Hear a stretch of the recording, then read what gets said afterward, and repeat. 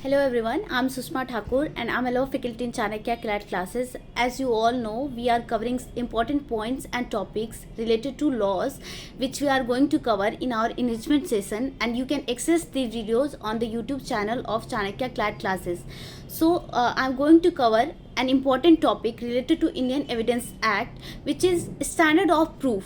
So through this video we will get to know what is the meaning of standard of proof, its efficacy, and where does it apply, what is the procedure to apply the standard of proof, which type of standard of proof are to be followed in Indian Evidence Act and Indian laws, right? So we get to know what is the standard of proof, right? तो standard of proof का basic meaning क्या होता है कि किस standard तक, किस limit तक किसी एक स्टेटमेंट को या फिर फैक्ट को प्रूफ किया जाए, राइट? कि किस लिमिट तक किसी एक स्टेटमेंट को, up to what limit and extent the fact और any statement is to be proven so that the जज can assess the basis of his judgment, कि एक जज जो है वो अपने जजमेंट का बेसिस क्रिएट कर पाए कि क्या रॉन्ग है, क्या राइट है, या फिर मतलब कि एक ग्रेन से शाफ को अलग कर पाए, ठीक है? कि रॉन्ग और राइट के बीच में डिफरेंस क्रिएट कर पाए, उतने लिमिट तक आपको एविडेंसेस को प्रूफ करने होते हैं. इसी को बोलते हैं स्टैंडर्ड ऑफ प्रूफ. तो अब ये समझते हैं कितने टाइप के स्टैंडर्ड ऑफ प्रूफ होते हैं जो कि इंग्लिश कॉमन लॉ और इंक्लूडिंग इंडियन लॉ पे भी अप्लाई होते हैं, right? So there are 4 kinds of standard of proofs. These are first, beyond shadow of doubt. Second, beyond reasonable doubt. Third, preponderance of probability. And fourth is mere balance of probability. First one, which have higher efficacy.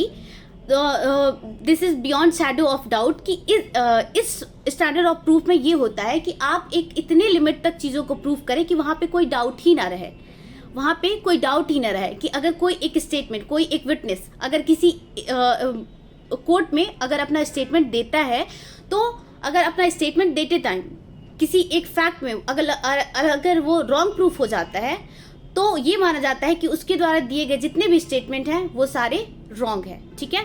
लेकिन Indian laws पे कौन से standard of proof apply होते हैं?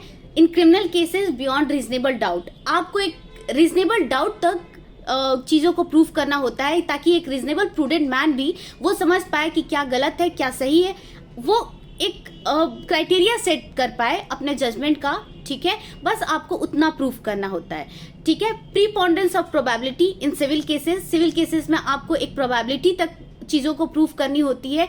इसकी efficacy ज़्यादा higher नहीं होती है, ठीक है? लेकिन क्रिमिनल केसेस में वहाँ पे क्या होता है, पनिशमेंट होते हैं, ठीक है? वहाँ पे सफरिंग होती है, डेथ पेनल्टी होती है, तो इसीलिए वहाँ पे उसकी एफिकेसी जो स्टैंडर्ड ऑफ प्रूफ है वो थोड़ा हायर लेवल का है, और सिविल केसेस में स्टैंडर्ड ऑफ प्रूफ थोड़ा सा लोअर लेवल का है, क्योंकि वहाँ पे क्या होता है, रिलीफ दिया जाता है, राइट?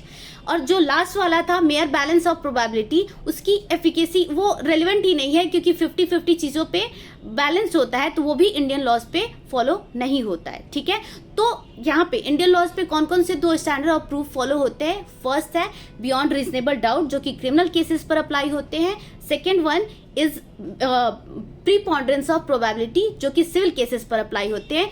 फर्स्ट वन यहाँ पे अप्लाई नहीं होता है, जो कि मेयर शैडो ऑफ डाउट पे बेस्ड है, कि एक कोई भी स्टेटमेंट देते टाइम कोई डाउट ही नहीं होना चाहिए. तो इस सैल्डम जो भी सर्कमस्टांसेस होते हैं, जो भी सोसाइटी है, वहाँ पे क्या है कि इतनी परफेक्शन से आप कोई भी एविडेंसेस को आप क्रिएट नहीं कर सकते हैं. यहाँ पे क्या होता है कि इन्फ्रेंसेस के भी बेसिस पे आप एविडेंसेस को दे सकते हो. तो इस जो अभी की सिचुएशन है, उसके बेसिस पे क्या होता है कि आप इतना परफेक्ट एविडेंस कोर्ट में नहीं आप प्रोवाइड कर सकते हो. इसीलिए यहाँ पे इंडियन लॉज पे इन्फ्रेंसेस पे भी बेस चीज़ों को, एविडेंसेस को लिया जाता है. इसलिए बियॉन्ड रीजनेबल डाउट और प्रीपोंडेंस ऑफ प्रोबेबिलिटी ही फॉलो होता है. तो अगर इसको एक परसेंटाइल बेसिस पे रिकॉग्नाइज करें कि कैसे चीज़ों को फॉलो किया जाता है, तो जो बियॉन्ड शैडो ऑफ डाउट है, तो उसको देते हैं कि अगर beyond shadow of doubt standard of proof अगर जहाँ फॉलो होता है, तो वहाँ पे एविडेंसेस को या फिर स्टेटमेंट्स को 95% तक चीज़ों को प्रूव करनी होती है. तो उतनी चीज़ों को, उतनी परफेक्ट एविडेंसेस को ले आना पॉसिबल नहीं होता है, इसलिए इंडियन एविडेंस एक्ट पे अप्लाई नहीं होता है. और अगर बोलते हैं कि बियॉन्ड रीजनेबल डाउट, तो बियॉन्ड रीजनेबल डाउट में 75% तक चीज़ों को प्रूव करना होता है, और प्रीपोंडेंस ऑफ प्रोबेबिलिटी में भी 65% तक भी आप अगर प्रूव कर दिए तो क्या अपना जजमेंट के लिए बेसिस क्रिएट कर सकता है, राइट। और जो मेयर बैलेंस ऑफ प्रोबेबिलिटी होता है वो 50-50 चीज़ों पे बेस्ड होता है, इसलिए वो एप्लीकेबल नहीं होता है। हो सकता है कि 50% पे एक कोई बेसिस तो नहीं बना सकता है, वो मेयर प्रोबेबिलिटी पे है, तो इसलिए वो भी फॉलो नहीं होता है। तो ये था standard of proof. Standard of proof का बेसिक मीनिंग मैंने बताया कि क्या होता है standard of proof. Standard of proof basically इसका मीनिंग ये है कि किस लिमिट तक एविडेंसेस को, स्टेटमेंट को कोर्ट के सामने पेश किया जाए ताकि एक जजमेंट का बेसिस बन सके कि क्या लिमिट है किसी एविडेंसेस को प्रूफ करने का, आपके फैक्ट को प्रूफ करने का क्या लिमिट होता है, किस एक्सटेंट तक प्रूफ किया जाए। So this was the standard of proof topic and I hope you all understand. Thank you so much.